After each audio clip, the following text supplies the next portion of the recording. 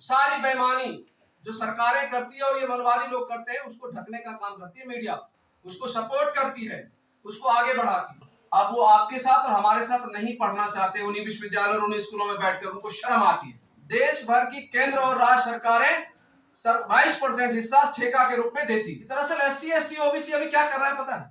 SC ST OBC मंदिर में पूजा हो जाने के बाद जो बाहर में प्रसाद बांटा जाता है उसी के लिए लड़ रहा है। वही सवाल ही नहीं पूछता भैया ये बता कि मंदिर के खजाने में कितनी संपत्ति रखी है उसका हिस्सा दे, ये जो प्रसाद बांट रहा है ये बंद कर।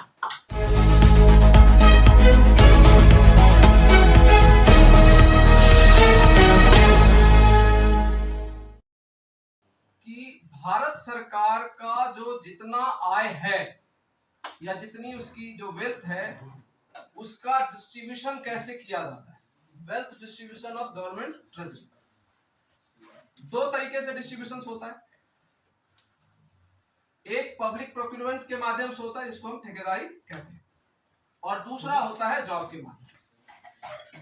हमने जो डेटा निकाला, जो आंकड़ा निकाला, उसके आधार पर सकल घरेलू उत्पाद GDP का 5% से भी कम पैसा खर्च करती है भारत सरकार नौकरियों के माध्यम से, 5% से भी कम खर्च करती है। हमने ये बताया कि कुल 2022-23 का ये आंकड़ा है भारत सरकार का, ये सारे आंकड़े भारत सरकार से लिए, मेरा कोई अनुमानित नहीं और इसलिए मैंने रिसोर्स दिए। नीचे अगर आप देखेंगे सब हमने PIB एंड ऑल सारे लगाए हुए, वर्ल्ड बैंक क्या कह रहा है, PIB क्या कह रही है, वो सारा हमने लगाया। 340 लाख करोड़ रुपया का GDP 2022-23 का भारत सरकार का था। तो अगर 340 लाख करोड़ में हमें 5% मिले, मतलब हमें मतलब पूरे देश में जितनी नौकरियां मैं उसकी बात कर रहा हूं, तो वो कितना बनेगा? 17 लाख करोड़। ठीक है जी। और उसमें भी 17 लाख करोड़ में भी हमको कितना मिल रहा है? अगर हम मान लें कि 50% रिजर्वेशन लागू है तो भी आपको कितना मिलेगा? 8.5 लाख करोड़। हमारे परिवारों में SC ST OBC and minority जो रिजर्व कैटेगरी के लोग हैं उनके परिवारों में कितना जा रहा है जी? 8.5 लाख करोड़। ये 8.5 लाख करोड़ रुपया भी हमारे परिवारों में नहीं पहुंचे, उसके लिए क्या खेल शुरू हुआ है? आउटसोर्सिंग किया जा रहा है, प्राइवेटाइजेशन किया जा रहा है, डिसइन्वेस्टमेंट किया जा रहा है। देखिए ये सारा खेल, मैं एक सवाल बार बार पूछता हूं, जब निजीकरण लाया गया तो बार बार ये कहा गया कि जी सबके पास पैसा पहुंचना चाहिए। पहले विश्वविद्यालय क्या होते थे? सरकारी होते थे। अब विश्वविद्यालय प्राइवेटाइज किया जाता है ताकि सब लोग पढ़े। 1991 के बाद देश अमीर हुआ है, तो अब जब देश अमीर हो गया तो अब हमारे पास पढ़ाने के पैसे नहीं है, ये कह रही है ना सरकार जब प्राइवेटाइज कर रही है। क्यों नहीं है? कि अब आप और हम पढ़ना चाहते हैं। इनके पहले वो पढ़ते थे 1991 से पहले तक, इसलिए वहां पर सारा खर्चा कौन करती थी? सरकार। और एक पॉइंट है इसका, अब वो आपके साथ और हमारे साथ नहीं पढ़ना चाहते, उन्हीं विश्वविद्यालय और उन्हीं स्कूलों में बैठकर उनको शर्म आती है, इसलिए अब वो क्या चाहते हैं? वो अपने लिए बेस्ट हेवन खोज रहे हैं प्राइवेट सेक्टर के रूप में, और वही काम किया जा रहा है। ये तीनों चीजें बहन जी ने पूरा बता दिया है निजीकरण पे, मैं डिटेल में नहीं जा रहा। अब हम आते हैं कि जो सरकारी ठेकेदारी है उसका कितना हिस्सा, GDP का कितना हिस्सा सरकारी ठेकेदारी में जाता है। ये आंकड़ा है 20 से 22% GDP का जो सरकारी ठेका के रूप में दिया जाता है। देश भर की केंद्र और राज्य सरकारें 22% हिस्सा ठेका के रूप में देती। और ये मैं नहीं कह रहा हूं, ये दो रिपोर्ट है, एक वर्ल्ड बैंक की रिपोर्ट है जो इंडियन कंट्री प्रोक्योरमेंट असेसमेंट का रिपोर्ट है 2020 का, वो कह रहा है, और भारत सरकार की एजेंसी, भारत सरकार ने स्वयं PIB के थ्रू इस चीज को 2022 में रिपोर्ट किया कि हम अब जो हमारी पूरी जो प्रोडक्शन GDP हम इकट्ठा करते हैं उसमें से 22% हम जो है इसको देते हैं। वो कहें वो 22% कितना बनता है? वो 22% बनता है 68 लाख करोड़। नौकरी में कितनी थी? 17 लाख। यहाँ पर कितना है? 68 लाख। और उस 68 लाख में हमने आज तक डिमांड ही नहीं किया कि हमारी भागीदारी कितनी होनी चाहिए। भाई मिनिमम अगर हम मान ले आज 50% रिजर्वेशन है तो उस 68 लाख में भी 34 लाख करोड़ हमारा होना चाहिए। क्या हमने कभी सवाल को उठाया? हमने उसको डिटेल किया। हमने जैसे मैंने कहा कि भाई 5% से लेस है, वो क्यों है, कैसे हमने बना लिया आंकड़ा? हवा में बनाया हुआ आंकड़ा वो नहीं है। 7th पे कमीशन जो अभी आप जानते हैं, अभी केंद्र सरकार 7th पे कमीशन और पूरे देश में लगभग 7th पे कमीशन लागू। सेंट्रल गवर्नमेंट की रिपोर्ट है कि 35 लाख के आसपास कर्मचारी जो है सेंट्रल गवर्नमेंट में काम करते हैं। ठीक है, हमने एक आंकड़ा लिया कि चलो हम ये मानते हैं महीने का 1 लाख का एवरेज सैलरी उनको मिलता है एक कर्मचारी। तो उसको 12 लाख रुपया मिलेगा एक कर्मचारी को। तो उस 12 लाख को हमने 35 लाख से गुना किया तो वो कितना निकल कर आया 4.20 लाख करोड़। ये जो हमने जब मैं 17 लाख करोड़ दिखा रहा हूं मैं उसका डिटेल दे रहा हूं, ये केवल सेंट्रल गवर्नमेंट एम्प्लॉय के लिए। उसके बाद स्टेट्स में 1.32 करोड़ कर्मचारी काम करते हैं सरकारी सेक्टर में। तो ऑलमोस्ट ये 2 करोड़ कर्मचारी जो हैं ये सरकारी सेक्टर में काम करते हैं स्टेट और सेंटर मिला। तो इनका सबका अगर आप जोड़ोगे तो वही लेस देन 5% जो मैंने 17 लाख करोड़ रुपया का ऊपर आंकड़ा दिया है वो आपको मिलेगा, वो लेस देन 5% है। और उस 17 लाख में हम लोग मान लेते हैं कि हमारे घर में 8 लाख करोड़ रुपया SC ST OBC के 85% परिवारों में। ये जस्ट डिटेल है, ये जो हम कह रहे हैं कि भाई 22% GDP का जाता है, तो ये किन किन मिनिस्ट्रीज के कितने अलॉटमेंट है, से 6 लाख करोड़ के आसपास डिफेंस का है हर साल का है, ये 23-24 का बजट का आंकड़ा है। इसमें से जो मैं बताना चाहता हूँ इसको दिखाते हुए मेजर सेक्टर्स मेजर मिनिस्ट्रीज हैं जहां पर ये पैसे जाते हैं, इनमें से ये ज्यादातर वो मिनिस्ट्रीज है जहां पर मिनिमम एक ऑन एन एवरेज जो ठेका जाता है वो 800 करोड़ का कम से कम ठेका ये लोग देते हैं, ठीक है जी। और NTPC ONGC गेल भेल BPCL ये जितने हैं ये सब इसी सेक्टर इसी के अंदर आते हैं।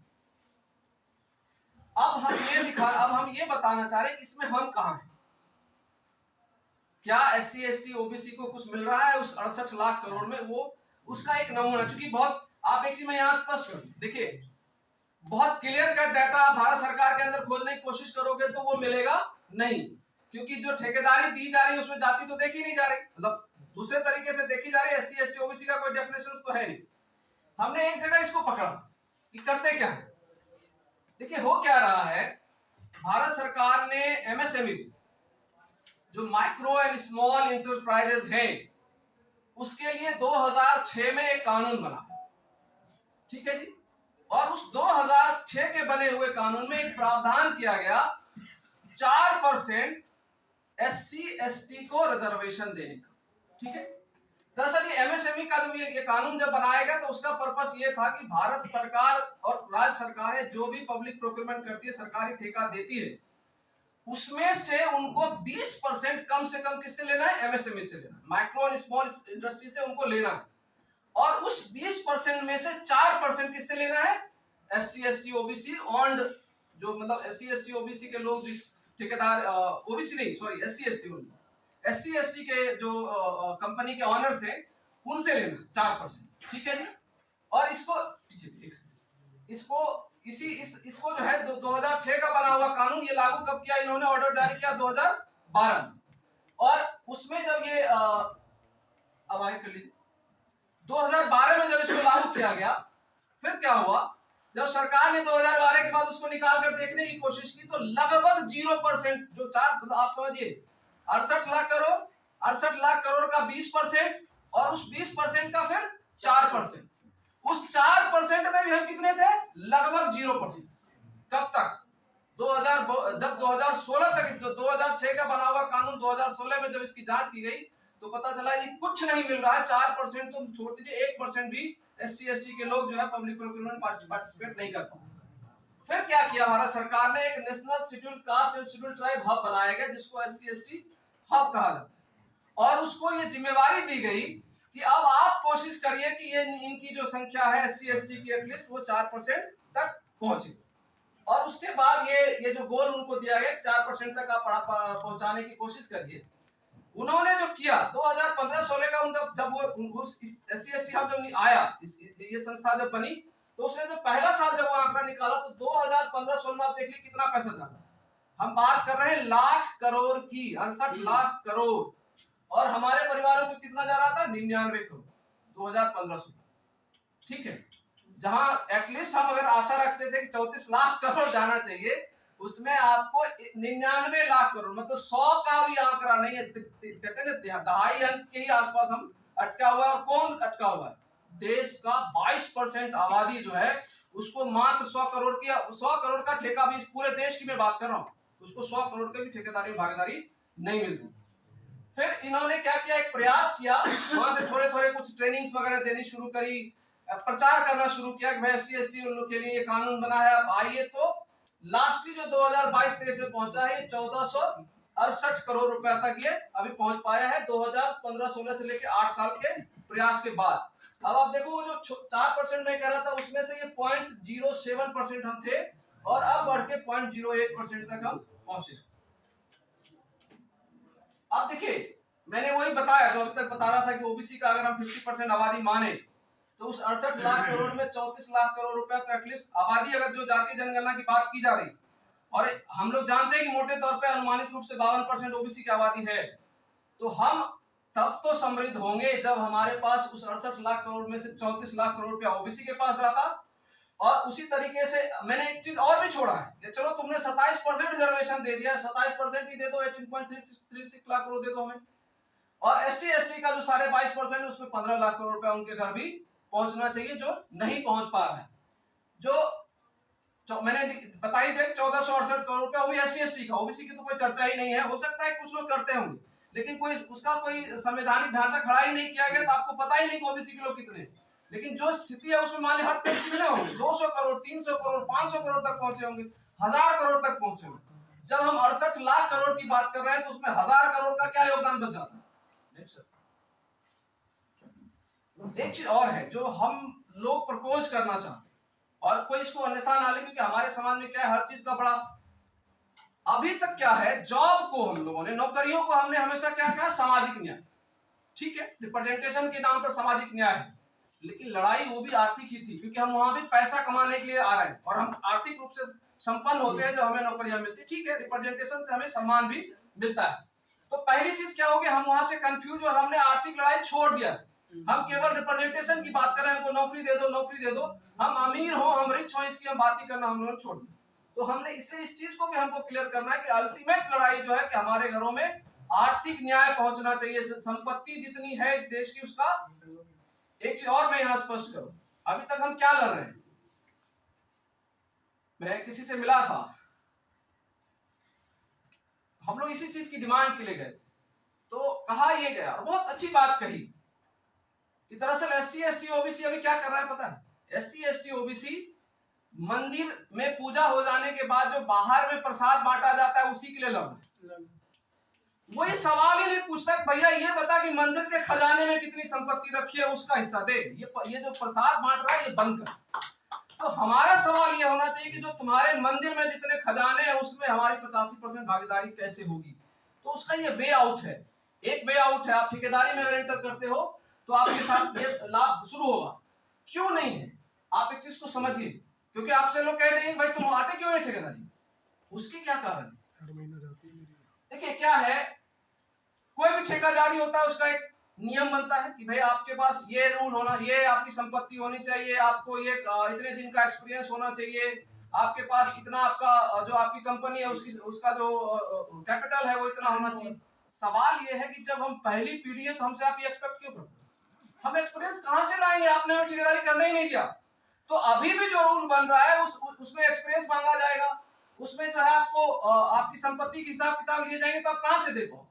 यही वजह है, और ज्यादातर हम लोग क्या है, विदाउट एक्सपीरियंस, प्रायर एक्सपीरियंस मांगोगे, फाइनेंशियल टर्नओवर मांगा जाता है, अर्नेस्ट मनी बात की जाती है, और परफॉर्मेंस गारंटी, ये सब कुछ। जब आप सोचो कि एससी एसटी कुल मिला के 99 करोड़ का ठेका ले रहा है, तो उससे कहां से वो 800 करोड़ की ठेकेदारी में इंटर कर पाएगा। तो अल्टीमेटली क्या होगा, और ये क्यों हो रहा है, हम सब किसान थे, हम लोग मजदूर थे, अब आज भी किसान मजदूर है, हमारे पूर्वज जो है सारे मजदूर रहे, किसान रहे, तो आप उससे अगर, मैंने वही सारा दिया है, और हमारा कहीं पर भी कभी भी बैंक में एक्सेस तो दिया नहीं। और आश्चर्य है, देखिए हम लोगों ने कभी इसमें बात ही नहीं की।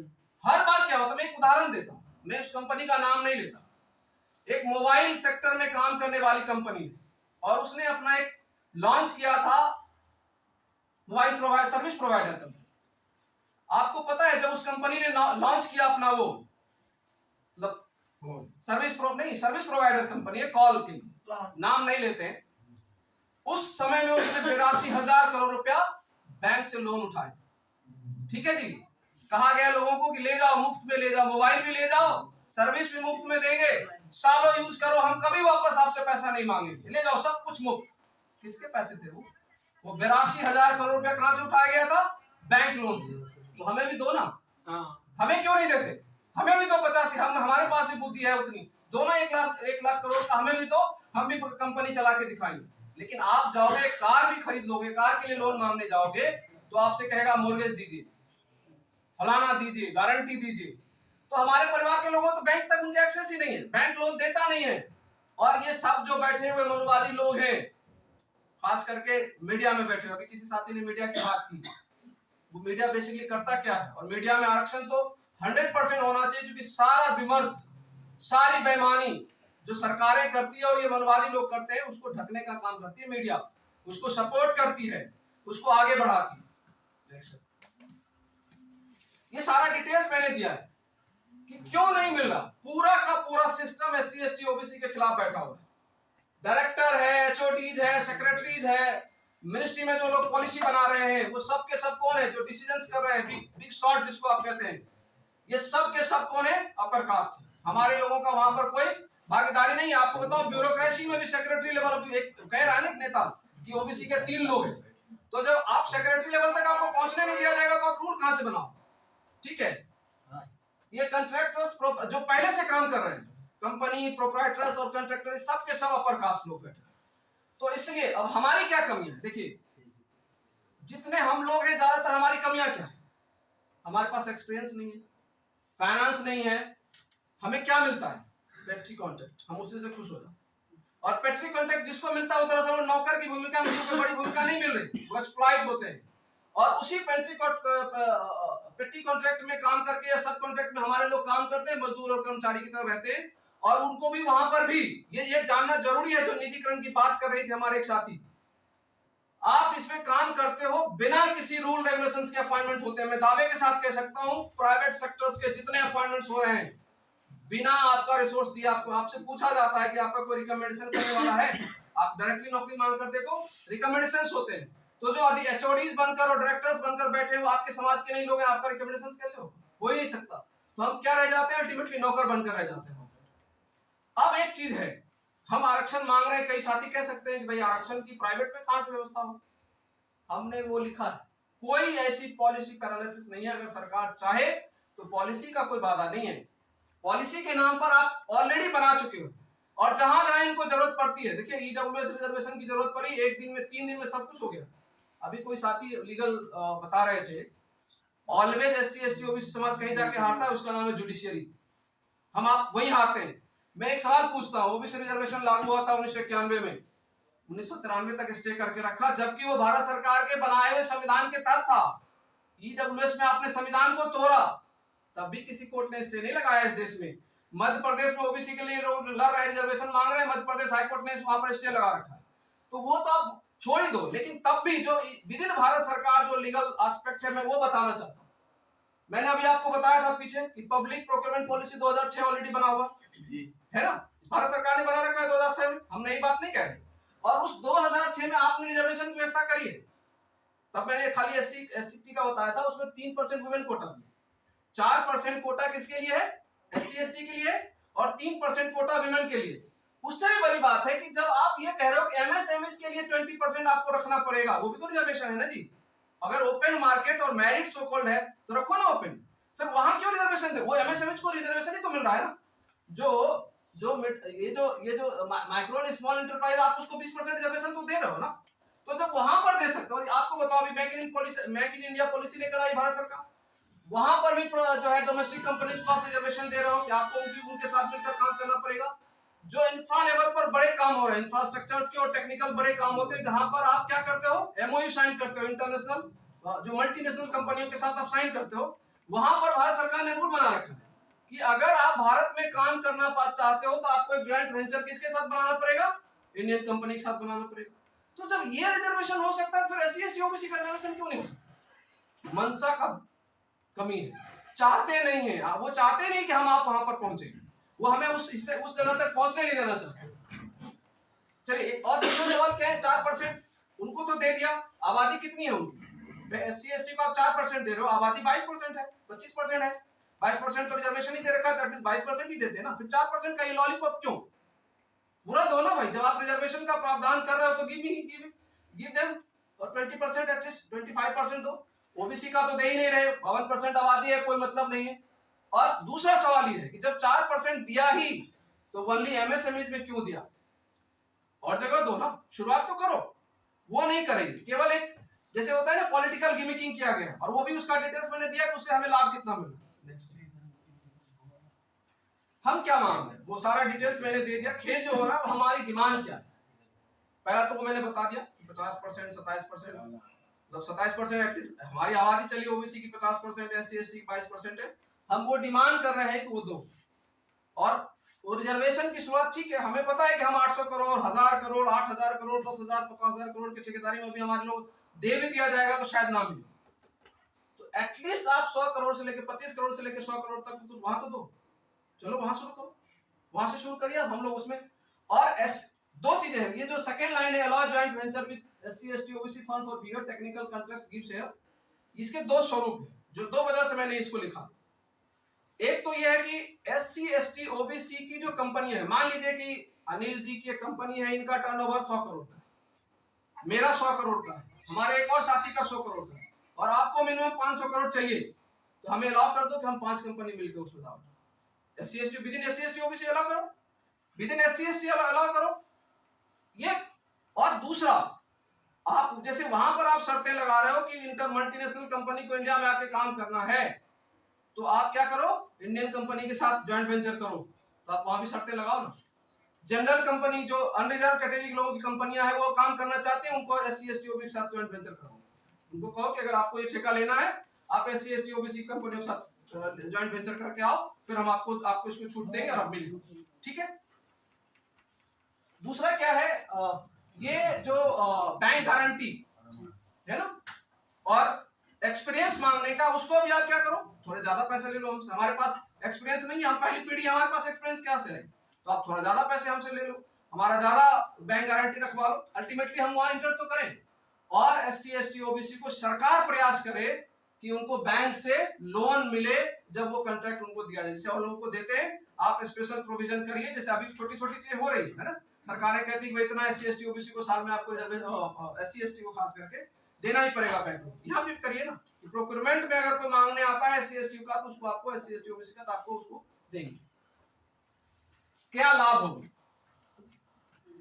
आपको मैं बता रहा हूं, अगर हम ये करवा पाए और हम इसको फोकस करके लड़े, पूरी दिशा बदल जाएगी, पूरी लड़ाई बदल जाएगी। क्योंकि जो मैं कह रहा था, जो मैंने अपने अर्ली रिमार्क्स में कहा था कि हम भीख मांग क्यों रहे, हम देने वाले क्यों नहीं बन रहे, जिस दिन हमने ये ले लिया हम उसको ही बन के दिखाएंगे, हो जाएगा, जो पूरा एक साइकिल बनेगा। आप इस चीज को समझिए, 34 लाख करोड़ रुपया अगर SC ST OBC के परिवारों में जाएगा, तो परिवार वो सारे कहां तक पहुंचे, और होगा क्या, कंपनी का मालिक आप बनोगे, तो आप स्टाफ किसको रखोगे, आपके समाज के लोग होंगे, SC ST OBC समाज के लोग होंगे, तो उनको भागीदारी मिलेगी, उनको पद प्रतिष्ठा मिलेगी, और फिर उनके परिवारों में पैसा जाएगा, और वो एक चेन साइकिल शुरू होगा, जहां पर उसके बाद हो सकता है कि 10 साल 20 साल के बाद हमें रिजर्वेशन की जरूरत ही ना पड़े, हम मांगेंगे रिजर्वेशन, हम बराबर पे आएंगे, ठीक है। उसमें क्या होगा, हाई पेड एम्प्लॉयमेंट मिलेगा प्राइवेट सेक्टर में, चूंकि आपके लोग होंगे, ठेकेदार आपके कंपनी, अपने आप आपको प्राइवेट सेक्टर में बढ़िया नौकरी मिलनी शुरू हो जाएगी। जो जॉब सीकर के बजाय हम जॉब गिवर होंगे, ऑब्वियसली जब हमें कॉन्ट्रैक्ट मिलेगा तो हम नौकरी देने मांगने के बजाय लेने लगेंगे। और इससे एक लाभ और होगा, आप जानते हो भारत का चुनाव बिना धन के कुछ नहीं हो रहा। आज भी सुप्रीम कोर्ट ने डिसीजन दिया, आप सबने सुना हो, आप सब मीडिया वाले हो, आज जो है उन्होंने एक चीज खारिज कर दिया, जो चालाकियां कर रहे, बॉन्ड वाला है ना, वो भी एक गहरी चालाकी, क्योंकि जब आप बताओगे ही नहीं किसने दिया, तो किसको दे रहा है ये भी तो नहीं पता चलेगा, फिर तो दो बड़ी पार्टियों को मिलेगी, बाकी छोटी को मिलते नहीं।